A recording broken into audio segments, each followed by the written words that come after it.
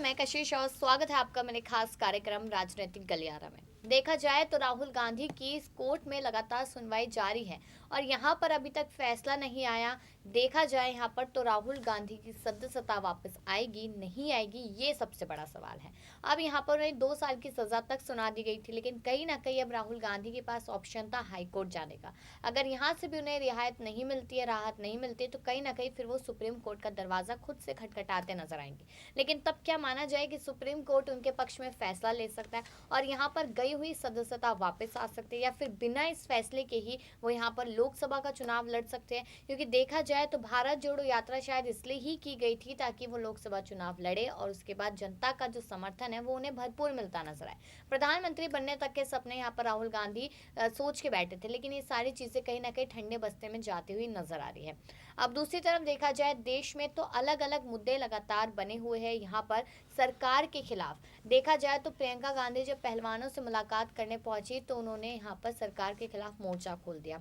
अभी इस साल में विधानसभा चुनाव है, हर जगह पे जीतना दोनों ही पार्टी के लिए बहुत ज्यादा मुश्किल इसलिए होता नजर आ रहा है क्योंकि आम आदमी पार्टी में मैदान में कूद पड़ी है। अब यहाँ पर कर्नाटक के चुनाव बस होने ही वाले हैं। साथ ही साथ अगर देखा जाए यहाँ पर तो मध्य प्रदेश, राजस्थान अलग अलग यहाँ पर चुनाव है। कहा यह जा रहा है कि विधानसभा चुनाव यहाँ पर सेमीफाइनल के रूप में देखे जा रहे हैं और राहुल गांधी यहाँ पर लगातार रैलियां करते नजर आ रहे, जन संबोधन करते नजर आ रहे। लेकिन उसका कितना फायदा होगा ये तो जब चुनावों का परिणाम सामने आएगा तब ही पता चलेगा। इसके लिए यहाँ पर फिर लोकसभा चुनाव है 2024 के, तो कहीं ना कहीं यहाँ पर राहुल गांधी और पूरी कांग्रेस पार्टी को एक अंदेशा हो जाएगा कि 24 में उनका क्या हाल होने वाला है, हाल अच्छा होगा या फिर हाल बेहाल होगा। चलिए इस खास कार्यक्रम की शुरुआत करते हैं। अबरार मेरे साथ है। अबरार, सीधा सवाल यही है कि राहुल गांधी की सदस्यता को लेकर लगातार उन्हें कोर्ट के चक्कर काटने पड़ रहे हैं, लेकिन 2 साल की सजा को लेकर अभी तक यहाँ पर कोई भी फैसला सामने नहीं आया। माना ये जा रहा है कि कभी भी उन्हें जेल हो सकती है। तो क्या लगता है कि यहाँ पर अभी राहुल गांधी की मुसीबतें कम है, आने वाले समय में और भी ज्यादा बढ़ती हुई नजर आएगी? बिल्कुल। इस समय जिस तरीके से राहुल गांधी ने गुजरात हाई कोर्ट का रुख किया था, क्योंकि सूरत की सेशन कोर्ट ने इस पूरे मामले पर रोक लगाने से इनकार कर दिया था, और जिस तरीके से आज इस सुनवाई में कई बड़ी बातें जो निकल कर के सामने आई है।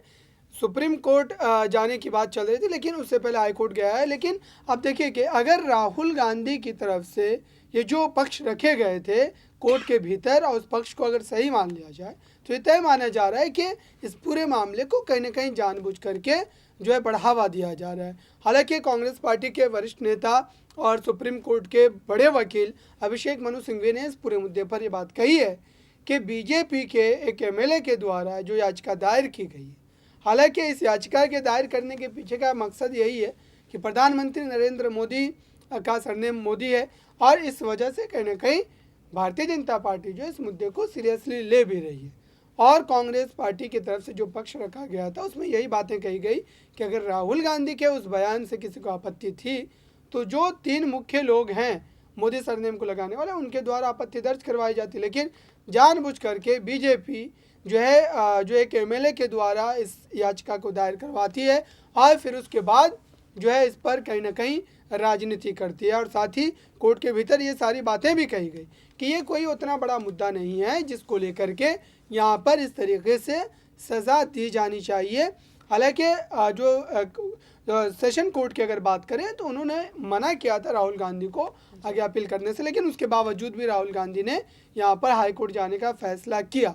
अब देखते हैं कि हाई कोर्ट ने जिस तरीके से इस पूरे केस को सुना है, और अभिषेक मनु सिंघवी और एक और वकील जो राहुल गांधी की तरफ से उनका पक्ष रख रहे थे, उन्होंने जो तमाम बातें रखी है, अब दूसरे पक्ष की जब बात सामने आएगी तभी जाकर के मामला जो स्पष्ट हो पाएगा। क्योंकि 2 साल का मामला है तो जाहिर सी बात है कि मात्र ये 2 साल का ही मामला नहीं बल्कि 2024 का चुनाव का भी मामला है, और अलग अलग राज्यों में जो चुनाव होने वाले हैं आने वाले वर्षों में उसको भी कहीं ना कहीं कांग्रेस पार्टी जो है जोड़ करके देख रही है। जब आप सदन में नहीं होंगे तो जाहिर सी बात है कि जो आपके पार्टी के बड़े मुद्दे हैं विपक्ष की भूमिका में रहते हुए वो मुद्दे आप सदन के भीतर नहीं उठा पाएंगे, और इस वजह से आपका जो पक्ष है वो कमज़ोर होगा। इसी वजह से कांग्रेस पार्टी लगातार इस मुद्दे को लेकर काफ़ी ज़्यादा चिंतित नजर आ रहे हैं। लेकिन आपने मुद्दों की यहाँ पर बात की, तो मुद्दों की ही बात कर लेते हैं। अब देखा जाए यहाँ पर तो अडानी का मुद्दा लगातार सुर्खियों में था और यहाँ पर कांग्रेस पार्टी छोड़ने की कोशिश नहीं कर रही थी। यहाँ पर उनके लिए एक बड़ा मुद्दा अडानी बन चुका था, क्योंकि ये भी कहा गया कि राफेल का जब मुद्दा उठा था 2019 के दौरान,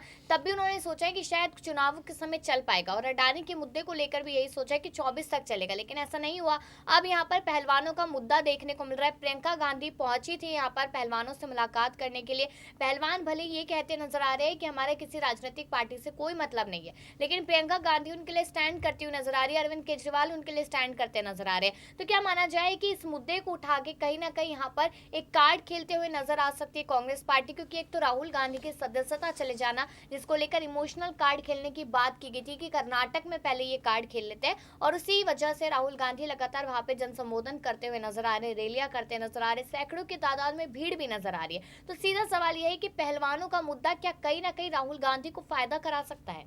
देखिए, जहाँ तक इस पूरे मामले को लेकर के जो है राजनीतिक एंगल से देखने की बात है, तो मुझे नहीं लगता है कि ये मामला उतना ज़्यादा बड़ा है जिससे राजनीतिक रूप से जो है फ़ायदा मिल सके, क्योंकि जब किसान जैसे बड़े जो है आंदोलन को लेकर के सरकार का जो पक्ष था या जो विपक्ष की पार्टियां लगातार उस मुद्दे को लेकर के जो अपने तमाम बातों को रख रही थी, उस समय भी सीधे तौर पर ये नहीं कहा जा सकता था कि इसका सीधे तौर पर जो है राजनीतिक पार्टियों को फ़ायदा मिलेगा। और अभी तक मुझे नहीं लगता है कि इस किसान वाले मुद्दे से कोई भी राजनीतिक फ़ायदा किसी भी पार्टी को मिल सकता है, क्योंकि एक लंबा समय है और इस बीच कई और ऐसे बड़े जो है मुद्दे आएंगे चले जाएंगे।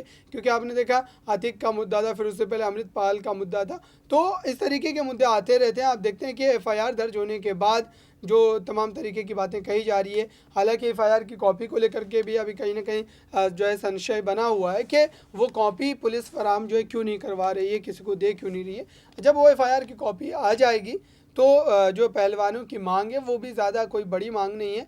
उनके द्वारा यही जो है मुख्य रूप से मांग की गई है कि उन पर FIR होनी चाहिए और कार्रवाई जो है वो जल्द से जल्द तेज़ करनी चाहिए। तो इसमें राजनीतिक कोई बड़ा एंगल नहीं है, क्योंकि अगर राजनीतिक एंगल होता तो शुरुआती समय से ही यहाँ पर जो है तमाम बड़े राजनीतिक नेता जो है उस मंच पर जा कर के अपनी राजनीतिक रोटियां सेकते नजर आते। हालांकि अभी जब उन्होंने इस तरीके की अपील की है कि सभी लोगों को एक साथ आना चाहिए, तभी वो तमाम नेता इस वक्त वहाँ पर पहुँचते नजर आ रहे हैं।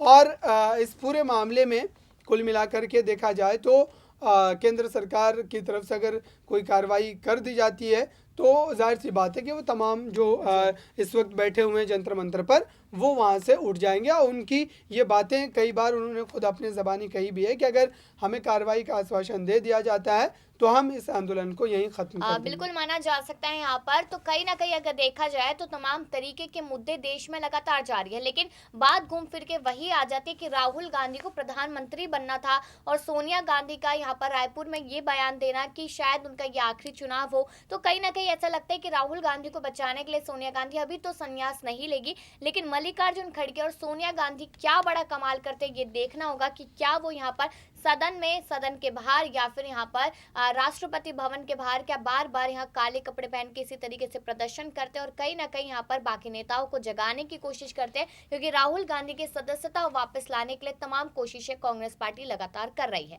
लेकिन आपकी क्या राय है? आपको क्या लगता है कि क्या अभी भी समय है कि सदस्यता वापस आ सकती है, वरना यहाँ पर राहुल गांधी को 2 साल की सजा ही होगी? इस पर अपनी राय जरूर दीजिएगा। तमाम खबरों के लिए देखते रहिए नेक्स्ट 9 न्यूज।